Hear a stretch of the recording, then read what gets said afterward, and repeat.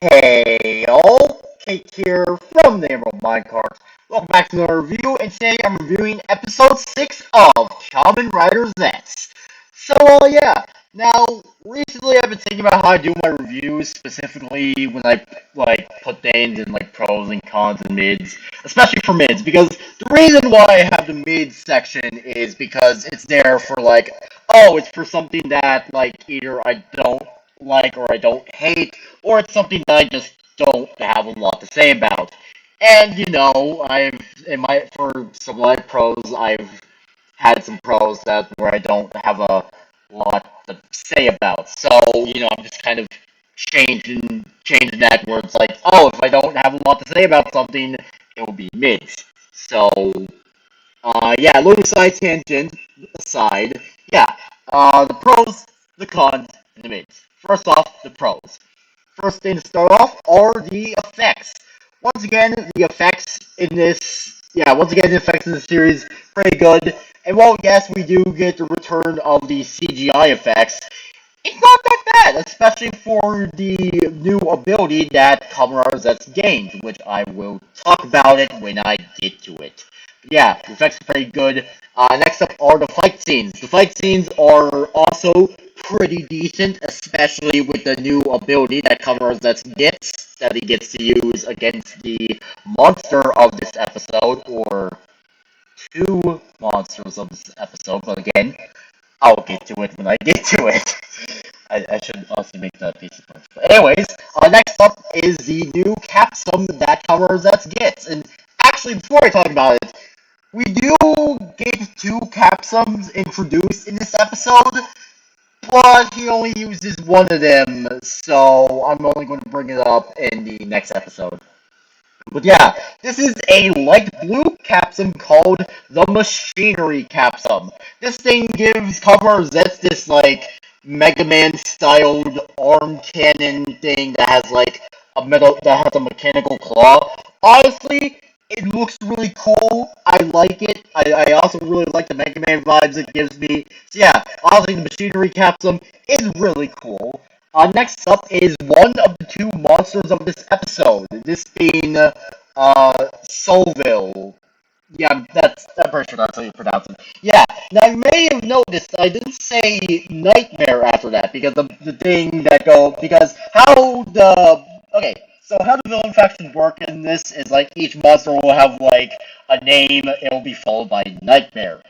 There's a reason for this one, for Solville not having Nightmare at the end of it.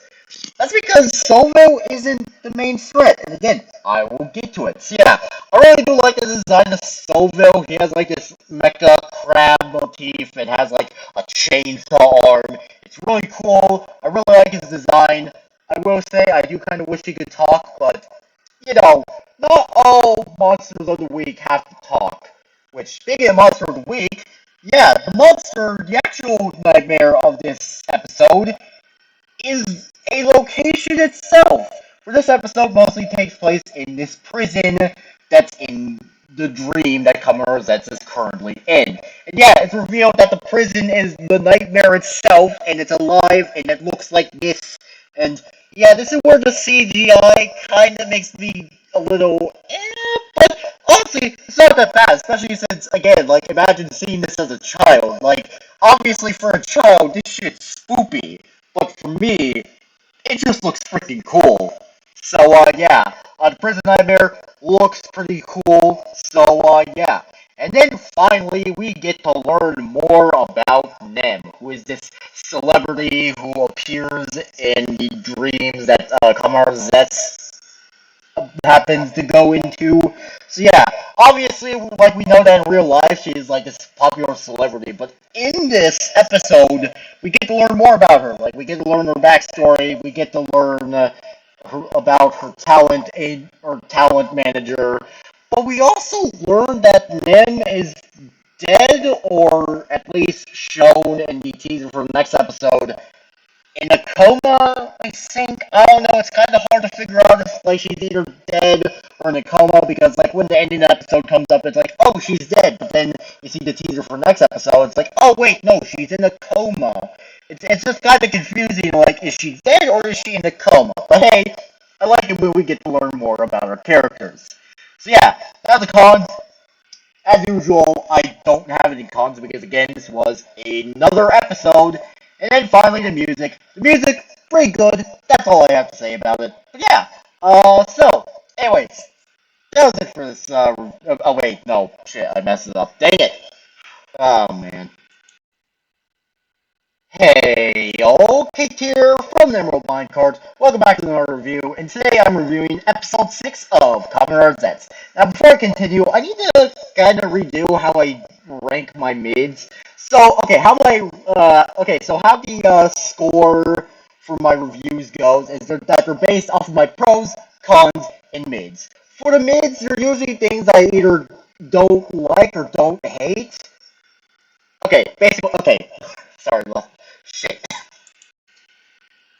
Hey, all Kate here from the Emerald Minecart. Welcome back to another review, and today I'm reviewing episode 6 of Kamen Zeztz. Now, before this continues on, I need to talk about something, which is mids. So, usually how I score my reviews is that they're based off of my pros, cons, and mids. And for the mids, usually what goes in the mids are stuff that I either didn't, well, okay, basically it's stuff that I either, that I was, okay, I keep losing my train of thought, dang it.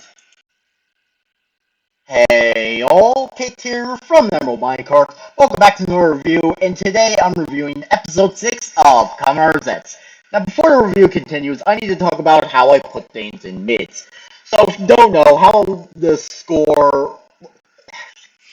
Lose my train of thought, dang it.